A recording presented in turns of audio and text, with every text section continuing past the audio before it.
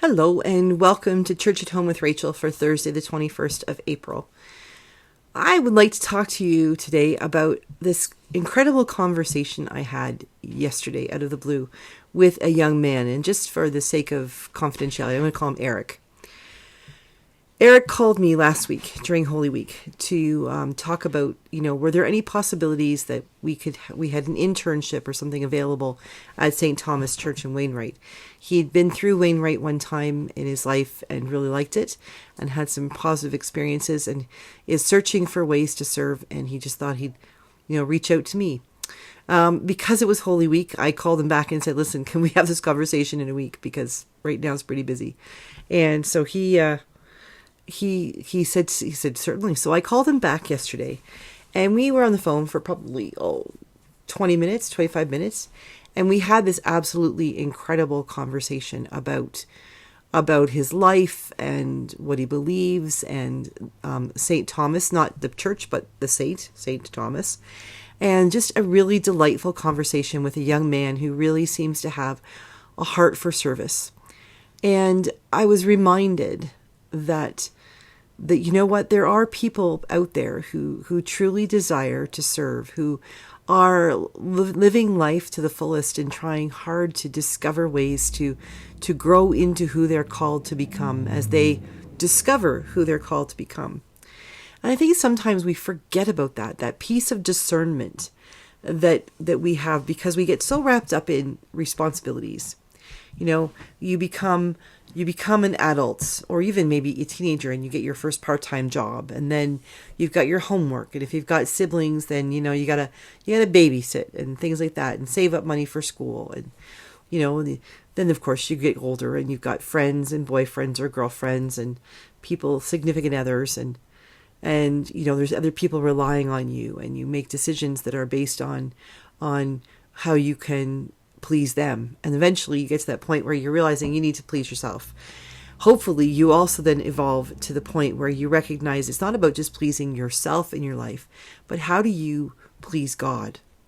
Now, I know for a lot of people, that's a real sticking point because, why do I owe God anything? What's God ever done for me? Well, we could have a really long conversation about what God has done for you. God has done a whole heck of a lot for a whole lot of people that we need to appreciate. But it becomes, I don't think it's, I'm meaning it so much as that we owe God something, but that responsible, the responsibility we have when we have a relationship. So, when I was growing up, I listened to my parents most of the time, and they had a responsibility for taking care of me. They put food on the table and a roof over my head and tucked me in at night and make sure I'd go to the doctor if I was sick and had a Band-Aid for my knee when I fell off my bike and helped me with my homework and learn my ABCs and 1, 2, 3s. That was their responsibility in our relationship. As I got older, I took on more responsibility for myself, but I still had that respect relationship I had to have with my parents.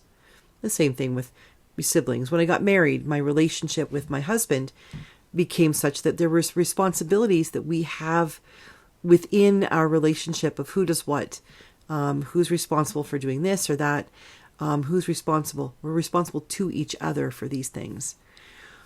And the idea, I think, of responsibility is the word response. I'm not forced to make the bed in the morning or to do the dishes or to do the laundry. That is the response I have for the love I have for my husband. Now, the whole bed making thing, he would argue that that's not his because he doesn't want it made, but he doesn't care. It is for me because I need a made bed. It's just a thing. But when I do things like that, when I do the dishes or I do the laundry, or I go out with the dog, those are things I do in response to the person, the situation. It's not like I'm being forced to do it. If I didn't, there'd be consequences. If I didn't do the laundry, there'd be no clean clothes. If I didn't make the bed, well, Rob would be happy. But, if I didn't take the dog out, the dog would react. But I do these things without having consequences to be thrown down on my head out of a response to the one for whom I am doing these things. It's my response to the love that they show me. And this is my way of showing them love, my response. So when when we do things for God, sometimes it might be because, we figure we have to, that God expects us to. But I think probably if we think about it more often, we would recognize that our way of being, the reason why we are doing it isn't because God is forcing us to, but because this is our response to God. We want to give to God something that we can, to show how much we love him, how much we love God. And so our response to God is to serve. And this young man, Eric, had called me up, and we were chatting away about things in his life he's already done, his experiences in life, which were pretty cool for a young man. I'm presuming he's a young man. He sounded like a young man. And the things he's done as a volunteer, because he feels called to do things for society. He feels called. And in his life, he's begun studying the Trinity and studying the saints and studying the church and feeling called by God to serve in some capacity or other.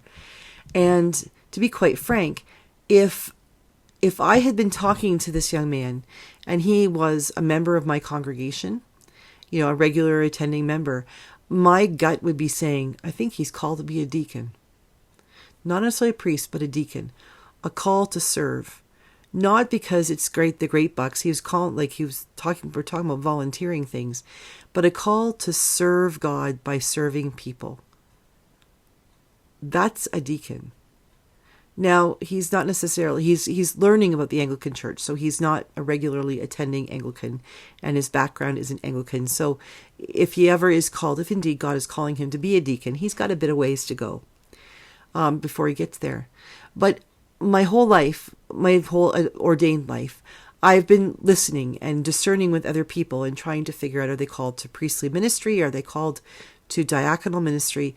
And in this conversation I had with Eric, I had a strongest sense I've ever had, that this person is called to be a deacon. I can't help him right now. He'd have to discern a call to the Anglican Church and become Anglican and go to seminary or go to training and all of these things to become a deacon. But I had this strong sense that this young man, his connection with God and his response to God is such that he feels he's being called to serve God's people. And that is a love answer. When we feel our response to God's love for us is to go out and serve God's people, that is diaconal in my mind. That is diaconal ministry. And I mean, you don't have to be a deacon to have diaconal ministry. You can be a regular, layperson who goes out and serves people.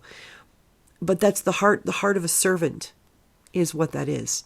And I found it so refreshing to hear a young person talking about his own life and his own journey thus far and where he hopes to go in the future, realizing that there is something in him that is drawn to serve God, that is learning about God and is learning about service and has a real genuine desire to do something for God, however, whatever that might look like. Just incredible.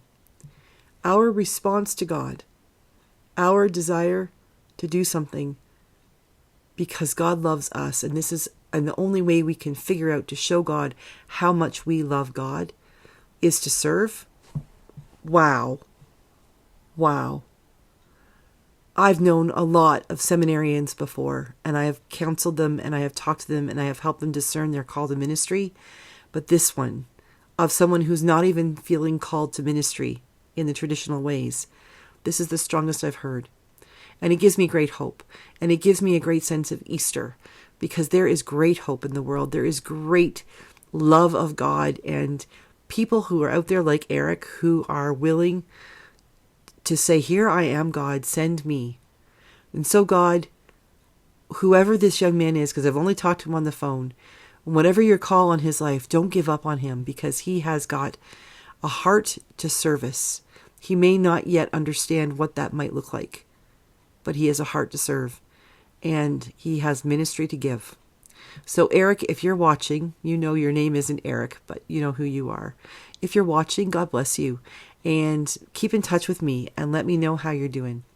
And for anybody else, think about today as you go about your day, think about your call to respond. Not to react, not to do something because you have to, because that's the way you have to do something when you're a Christian, but your response, your heartfelt response to God's love for you. What is God calling out of you?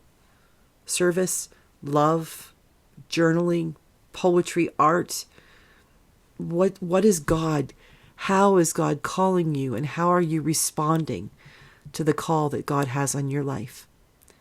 Go for it. Find out what it is, because I promise you, it will be worth the journey. It will be worth the adventure to discover how you are called to respond to God's love.